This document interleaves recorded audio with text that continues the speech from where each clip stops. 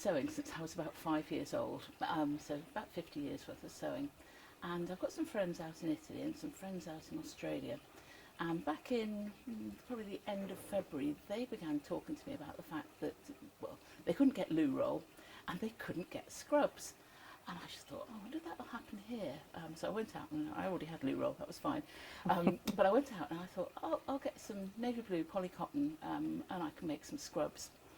Partly I did it because my mum lives up in the northeast of England. She's 89, and I was quite worried about her, and I found that I was spending a lot of my time worrying about my mum, worrying about I've got 4 grown-up sons, worrying about my sons. I'll do something to distract myself, make scrubs. Anyway, I put a little post up in a local coronavirus support group and said, I can make scrubs, would anyone like some? And actually for about 2 days I didn't get anything at all.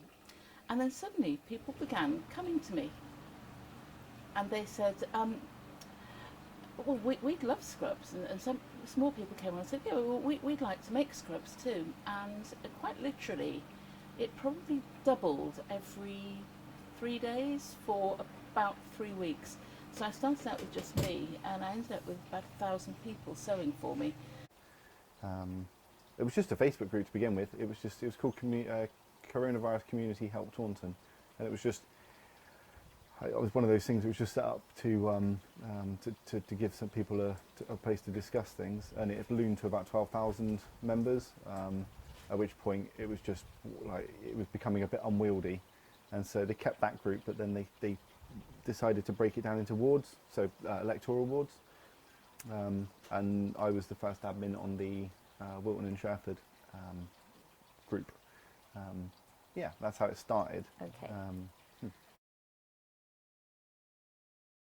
So yeah, Natalie was getting phone calls constantly, day and night. So I put together a phone system where you ring into one number, and then based on automated time routing, it goes through to whoever's on call.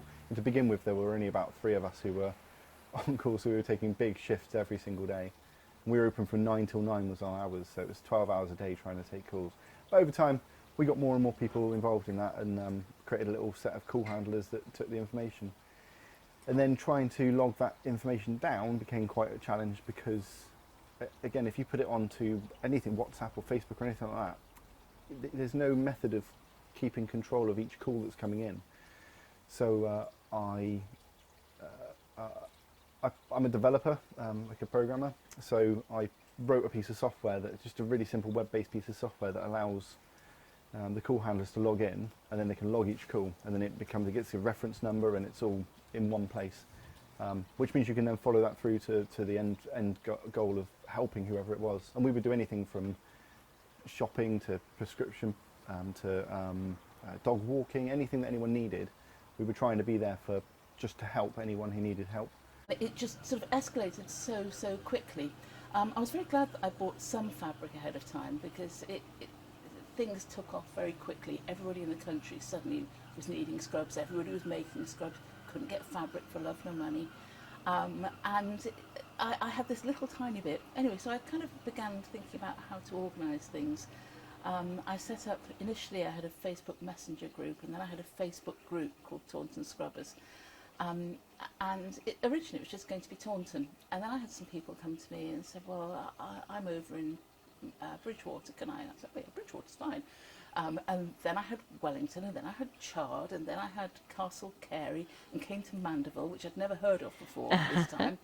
And we went out as far, we went out to Burnham, we had people all the way down in Uffculme, and I ended up setting up little hubs, little branches of the group in different areas, which, as I say, 1,000 members altogether is a fair few members to have. And began kind of trying to work out how to organise things. Now, the irony was that probably at its peak I was working, I would say 17 hours a day or thereabouts, organising things, obviously trying to buy fabric, raising funds, taking orders, coordinating orders. Well, writing the software as well, I was up, because you don't write software, overnight, but in this case I had to. So I was literally for about 3 or 4 days straight, just I was getting about 3 or 4 hours sleep a day, just trying to get it done, but we did it. I think at its peak, if I'd known what it was going to be like, I probably wouldn't have started, because it really did take over my life. I neglected my house, my garden, my family. I've got 4 sons. I did nothing apart from wake up, start dealing with the scrubs, and then work all day long, and then go to sleep and wake up in the night worrying about things that I hadn't done. Basically, we realised once we got the support group off the ground, and that was all kind of running, and we had it in a more of a sort of stable state where we gave Natalie and I a chance just to step back and stop for just a moment. And in that brief moment, we thought it would be a great idea to open a shop. We said that there's no shop in this area, so we thought we would. We thought surely we can create a pop-up shop. We thought, if I'm honest with you, I thought it would be as simple as buying some Cocoa Pops and selling them to people. I didn't think it would be as difficult as it was. But yeah, that's how it started. It was just Natalie phoned me and said, because we discussed it, and then she phoned me and just said, let's do it. Let's just do it. And I kind of went, okay. and then we did. But it wasn't as easy as I was expecting it to be. There's a lot of hoops that you have to jump through. I've got a newfound appreciation for people who run, like the people at the top of companies. I didn't quite grasp what they had to deal with, but it's enormous. So. Because a lot of people said, well, you can just use sheets and things like that. And I got some from Raft, to a refugee aid from Taunton, which is a charity. I had some sheets from them that we used to make things. And I put out a request, and suddenly I was inundated. I mean, quite literally, I might come home and find that I had 10 or 15 bin bags full of duvet covers on my front step. Wow. And I was, of course, having to distribute these. So there's very colourful scrubs out there, Winnie the Pooh and Thomas the Tank Engine, and lovely floral ones and all kinds of things like that. But of course, because the fabric, generally speaking, was coming to me, I had to get it out. And not just fabric, thread, needles, patterns to make these things, most of which you have to print, and a proper size pattern is 64 pages of A4. Luckily I managed to find somebody who would print them for us at cost, or below cost actually, onto A0 paper, and that was a much less troublesome thing in the end. But I had to get those things out, and so I had somebody else who noticed that I was having terrible trouble. I was being absolutely run ragged because I was trying to keep tabs on people who said, oh, I need white thread, I need blue thread, I need this, I need that. And I used to write them all down on a big roll of packing tape using a Sharpie pen, and then stick them to the thing when it was done. But it was taking me hours and hours. And a lady came along and she organised me a booking form. So anybody who wanted things, they filled in the form, it printed off for me once a week, and then I could kind of tie up those things. And that certainly made it a lot easier. So I suppose the things that I was learning to do, basically I was setting up almost like a business, but without the financial side. Absolutely, you sound like a CEO Yes, at the top. That was what it was like. I mean, the ironic thing is, I think I made 3 sets of scrubs altogether myself in the end. That was going to be my next question. Did you get to sew? No, barely at all. I did sew at the end because I made various gifts for people who had done things. So I made quite a lot of small toys with small toy scrubs to go on them. But I didn't really get to sew any scrubs myself at all. But it certainly kept my mind off things. Yes. It was and it was a lovely time, because apart from anything else, when you had an emergency like coronavirus going on, I fully understand that the message is stay home and protect the NHS and save lives and all those kinds of things. But that meant that people were having to sit around and worry all the time, and I think you need a sense of purpose. And even, to be honest with you, even if I hadn't made any scrubs, even if the whole organisation hadn't made any scrubs, giving people a sense of purpose was actually worthwhile. I had somebody else who took on the task of helping to buy fabric and distribute things. I set up a coordinator for each little hub so that they would distribute things to the members in their area and gather things back in. Had a huge breakthrough, because one of the big problems for Somerset is Somerset's really quite a big county. It is, and without yes. the best communication Yes. networks, there are a lot of places, there aren't really sort of major roads to everywhere that I was needing to go to. And we were really lucky because one day I had a bit of a shock on my group. I suddenly found that 41 people had been added to the group by a member, none of whom, to look at them, had any kind of sewing hobby, and I was a bit surprised by that. And it turned out these were driving instructors who had been added by Ellisons, who are driving school in Taunton. And they came on and they said, well, we will collect in all the scrubs that are made and we will deliver them out to all of the places that need them, which was an enormous relief to me, because up Yes. until then I'd spent a lot of time just simply driving around.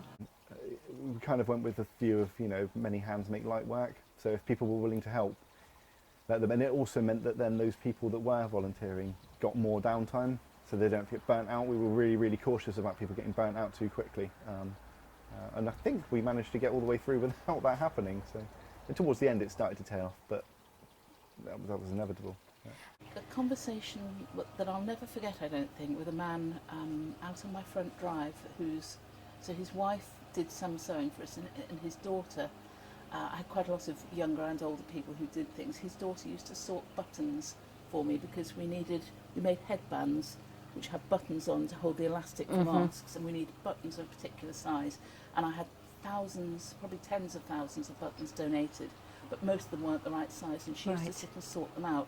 Anyway, the father, he said to me, I can barely put food on the table for my family anymore, and they tell me to stay home. And he actually said, but I'm British and we're Lionhearts and we want to do something. And he said, this is something I can do. So he got roped into the effort of sorting and packing. We had an enormous, things like labelling, you had to label everything, sort things into sets, pack them into boxes, pick orders. It was a great big task to do. And I think that sense of having a common purpose was very, very important. I think probably the other thing that was nice about what we did was that we brought together really across the generations. So the youngest person who sewed for me was 6. Wow. As a little boy, he's called Patrick, he's got cystic fibrosis. So he was really shielded, really, really shielded. And he was sewing bits and pieces and sorting, and his mum sewed for us, and she was one of the ones who very first sort of joined me when I very first began doing any of this. And the oldest person, as far as I know, who sewed for us was a lady of 91 called Pat, and I actually ran across her quite by accident because I was chatting to her daughter on a Facebook group. I've never met her daughter, but I was chatting to her daughter, and she said, "Oh, my mum has some sheets that you can have." And so I went out and I got chatting to her, and she's got arthritis, she couldn't sew much, but she sewed on buttons, and she sewed on. And in fact, I just went to go and see her every week because there's also that community aspect of involving everybody in there. So we took everybody ages 6 through to 91, men and women, mostly women, but men and women. And it was just a brilliant community effort, and Somerset definitely at its best. As you say, okay, I picked up the ball and ran with it, but it would have been absolutely impossible if it wasn't for the amazing amount of people and companies who just got involved and donated time, help, anything that they could do, their products, whatever it was that they could give, they did, and that's really what got this going. Although there were a group of us who kind of terrifyingly held on to bits of it to try and keep the raft afloat, it was that lot, and all of the volunteers. It would have been impossible to do without all of those volunteers. And there were some horrific stories that came out of it that just really sad, but it was nice to know we helped. Like one guy who hadn't eaten for over a week because he didn't know what to do.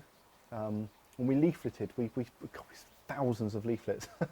And we leafleted everyone's house, so everyone had that phone number. And eventually, this guy rang, and we ended up putting him in touch with the Red Cross and getting them involved, because it was a little more than I think our remit. I think we expanded too far in that, but got him the help. And there was another lady who just couldn't. She phoned up because she didn't have any money. Sorry, that was my watch. Sorry. Okay. There's another lady who phoned up because she didn't have any money, and she needed food, which is horrible. and she had a young family, and you're like, oh, this is heartbreaking. And so we just agreed that we would just go and get the food. And she was like, no, I'll pay you, I'll definitely pay you back. And we were like, honestly, don't pay us back, just sort your family out. But she, bless her, she did phone back a couple of weeks later and said that she'd found some money and paid us. Even though we tried not to take it, she gave us the money. But yeah, there was some pretty tough moments where you find out what people are really going through, and that it's not always okay, and it's tough. But I was just lucky I happened to be there to kind of to help people to kind of find that fulfilment, and to help the NHS with the things that it actually really did need. And so then I was walking up to my mother-in-law's, and we saw a building that I hadn't really ever paid attention to at the top of Middleway, and kind of thought, what's that? And it turns out it's a community hall. And so we looked at the community hall, and it was perfect. There's a door at each end, and it's a room. And so yeah, that's where we had it. But it took quite a while because all of the meeting halls across Somerset had gone into total lockdown and we closed. So trying to get that opened again to use it as a meeting hall or a room was a bit of a challenge, but we did it. I think the mayor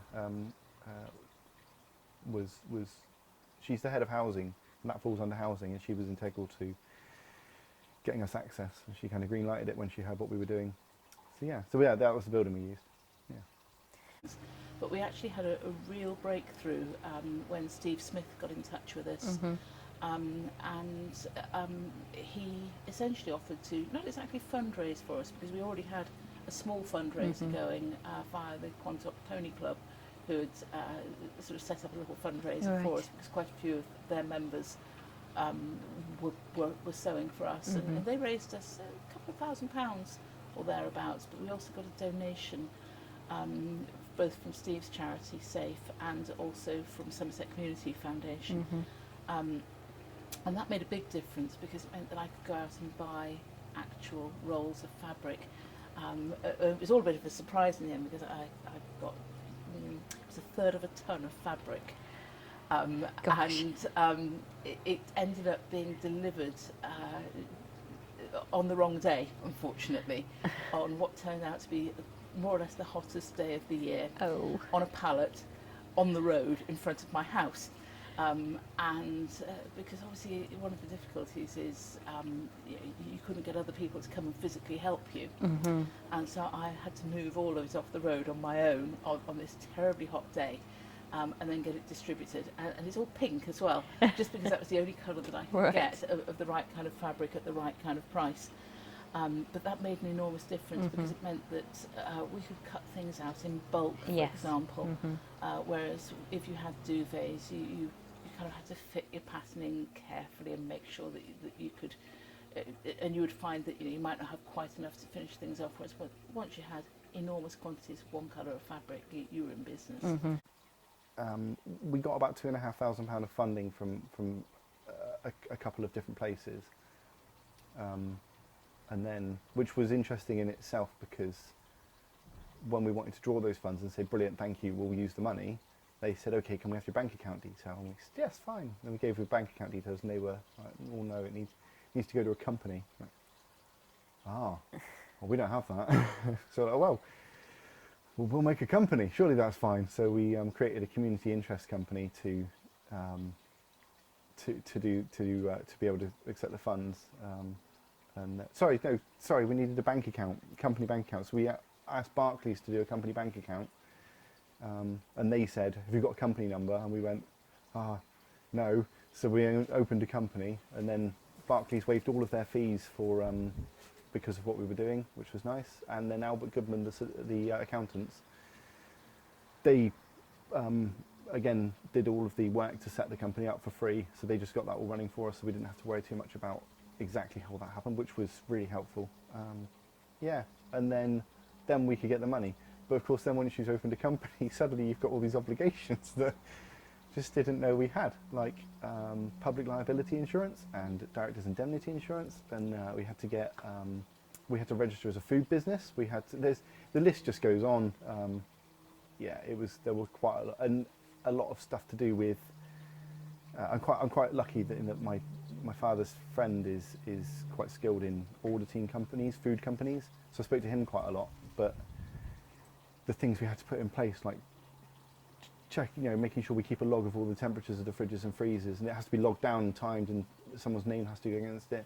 Cleaning, I remember saying to him, he asked me about cleaning, and I said, we clean all the time we're cleaning. And I showed him the list of all of our cleaning jobs to do every day, and he said, your word means nothing. I was like, oh, and you had to log it all down, so we had to have, to create, it all sounds small in it, they're tiny bits, but when you add them, they start adding up, and you've suddenly got lots and lots of, there was so much work, but we did it. One night in the middle of the night, I just couldn't sleep, and I was lying awake worrying really about the scrubs, and I read the Guardian website, and one of the things I saw is, have you got a story about making things for the NHS? And so I filled in their little form and thought no more about it and went to sleep. Anyway, the next day I got a phone call, and I didn't really catch the beginning of the phone call. But it was somebody asking me, and I'd done quite a lot of radio interviews by then, and somebody saying to me, tell us about your story. And so I told the story, more or less as I've told it to you, and at the end of the conversation I said, sorry, who did you say you were? And she said, oh, I'm, whatever her name is, from The Guardian. And I said, oh, all right, that's nice. And she said, I don't know, I think your story's really interesting, but I don't know if my editor's going to use it or not. Anyway, and I thought very little more about it, because I thought, well, because they never do use these things. And then later on that afternoon, she sent me a text and she said, oh, here's a link to the story. And we were the lead item in this whole story. And so Taunton was genuinely kind of on the map. And it was a whole thing about our project, with pictures and all of those things. And that was absolutely lovely. That was a real surprise. And my children were hugely impressed, because that's my mum at The Guardian. It was just surprising how interesting people found our particular story. There were certain organisations that were really helpful with things like for example, Somerset West and Taunton. They were there's a lady called Helen Phillips who I dealt with quite a lot via email mainly. Just superbly helpful. She got people involved. Like, so if we had an issue, she would find a way. There's someone called Hannah Hill who works at the council as well, who I think she works in facilities, but like simple things, like we needed hand gel and we just couldn't get it anywhere, but she turned up one day and kind of went, that's for you. Just had like 3 little bottles of it. We couldn't, we were so happy. So yeah, South West and Taunton were incredibly helpful. I think perhaps 10 people have left the group altogether, but the rest of us were there. You're still there, And I think that's actually really important, that we've made friends. Absolutely, yes. And that we can continue. We are hoping, but we can't do it, obviously, under current circumstances at all. We would like to have a big party and a big get-together. I hope so. Well, I really as soon as you can, yes. And the other thing that I did, I think I said I was looking at how to wind things down without people knowing. I managed to find a school DT department to make me some very small key rings that say Proud Taunton Scrubber on them, and we had a logo which had been made by one of our members. She can't really sew, but she was a graphic designer, and she created a logo for us. It has our logo on it, so every member got these little acrylic key rings engraved with the logo, and they're like little badges of honour. And so I tried to do things so that people would have something to commemorate the fact that they had been part of this brilliant thing. And yes, I think the camaraderie is still there. Good, yes. Also, aside from anything, all of the stress and all of the late nights and the trying to work things out, that we just haven't learned stuff, you just don't. I don't know how to do any of this stuff. I'm terrible at paperwork, but having to find a way around it, or at least find someone who knew how to do that. It was a lot of fun. We had a lot of fun doing it. It was, there was some, for all of those like sad times and stuff, there was some really funny times. And it was lovely spending time with, like during a lockdown where no one was allowed out, and we inadvertently made ourselves key workers. but it meant we got to go and spend time with people and my friends as well, which was nice. Although distanced. Yes. It was, we were keen. So the shop, when you went into the shop, we didn't have, you couldn't just go and pick stuff off of the shelves. It was, we had 4 people working every day. So one person, and whatever job you were doing, you had to stay in that job role so that we didn't move around and touch things. But so when someone came in, there was like a white rectangle on the floor that they had to stand in, and then there was like a personal shopper, and they would pick things, and they were the only person who was allowed to touch any of the stuff on the shelves. So they just say, I need this, and they go and collect it all up, and then put it by the till, and the person at the till would bring it through, and then only once they'd paid, then they can collect their stuff and walk out. But there was only one person allowed in at a time, and there was specific areas they had to stand in. And then there was someone outside which job was to just crowd control, I guess, but just talk to people and make sure they're okay and make sure they're keeping their distance outside. And then the last person's job was to deal with all the back of house stuff, like the deliveries and all of that kind of thing. Yeah, that was how we ran it. It was interesting trying to work out how do we fit in with these new guidelines. How are we going to make a shop where people might come in and touch everything? And we looked at obviously Tesco and all the bigger shops, and wasn't for us. We didn't want people coming in, and the whole point of the shop was to stop people being able to to stop them going to the big shops and stop them touching everything. So it made sense. Just one person, they're the only person who's allowed to touch things. But working through all of those processes took both time and arguments. I can imagine. Friendly arguments, but nevertheless, strong debates. Yeah. Absolutely. I mean, there's enormous wells of goodwill out there. It's easy to think, that social media is a bad thing, and it often is. But in this particular case, it would never have happened if we didn't have social media and the means of contacting people. That was how we reached out to people in the first place. And it's good to think that out of what could potentially have been some really bad things, some very, very good things, and some lifelong friendships, and hopefully a lifelong artefact will have been formed, Yes. as well as helping those carers who really needed it. Absolutely. I don't think in the end, there might have been a couple of duvet covers that didn't get used, but in the end we managed to use absolutely everything. One of the big difficulties I actually had, and I think this is true for almost any kind of emergency operation, you have to remember that it's not going to go on forever. Yes. And I found that I was having to think ahead about how I was going to wind things down when other people were really just winding up. Because I knew that there'd be a lot of people who almost didn't want it to come to an end. But there had to come a point where we said, actually no more, because once you could buy your scrubs, which would be end of July time, thereabouts, I would say things normalised again. Once you can buy scrubs, there's not really much point in our making things, because there comes a point where it's not necessary, and it's not actually right to ask volunteers to do things. Yes. We did still continue making for a while, particularly one of the things we found was the paediatric wards and the paediatric hospitals really liked to have the fun-looking scrubs. I'm sure, yes. Because it's much nicer for the children. Yes. Children going into hospitals, it's quite a frightening thing. And if you're faced with people in uniforms, again, quite frightening. So that was nice, and we kept going from that point of view. And I've still got one project which I feel very guilty about, because I haven't quite finished it yet, which is we are doing a commemorative quilt. Right. Each member has made a square for a patchwork, which we're going to turn into a display, which we hope will go to Somerset Museum, to be part of remembering what coronavirus was like for Somerset. So yeah, it was, and it was when we closed. It was quite sad, really. There was quite a lot of people who were, really sad that it was going. But it was, as sad as it was, it kind of had to happen. But yes, it was really, really well liked. And how did you make that decision that the point had come where it was time to close? Well, so because I've got OCD, I took figures every single day from the takings for how many people had come through the door, how much money we'd made, and a load of other stuff.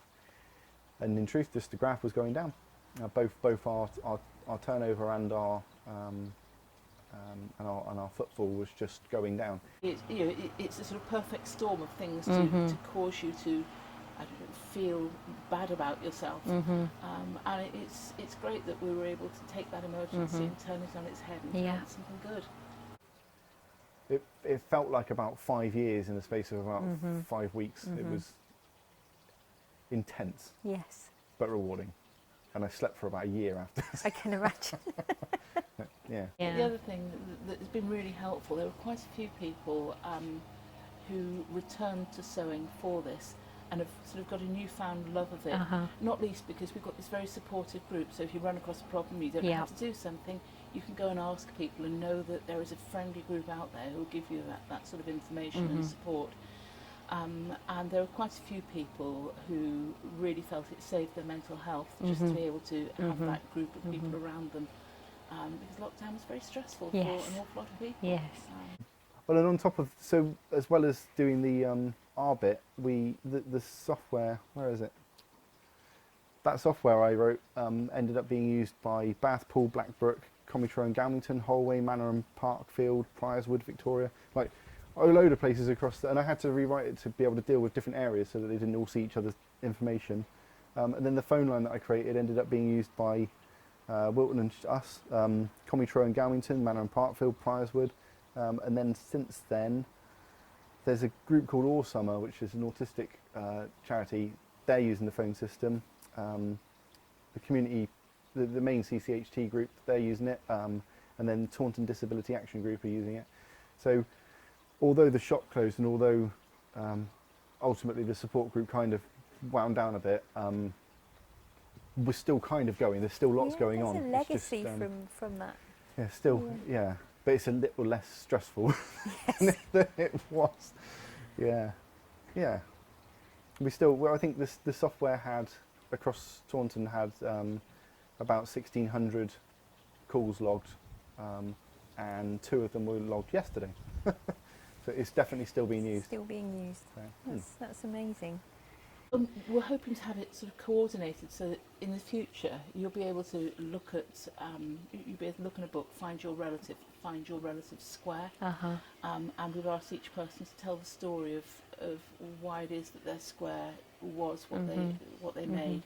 And I think what's so nice about that, we do have men sewing for us, but mostly most of the people who sew for us are middle-aged women, who's are not the kind of people whose story is told very often. You tend to think of history as being the history of great men, or wars, but this is just ordinary people and their story and how they got involved. And I think that really, really matters. That's really powerful. Yes. For it's not about the we did the clap for carers and we talk about the heroes, but actually heroes are working away quietly with no acknowledgement. Getting on with things. Yeah. And also, people talking about a lot of people when they did their square, they thought about some of them about people they'd lost. So, for example, one of our members, her husband died during lockdown, and she carried on sewing because it was a good distraction for her. Other people couldn't be in contact with newly born grandchildren, so they've talked about those things. And so it's not just the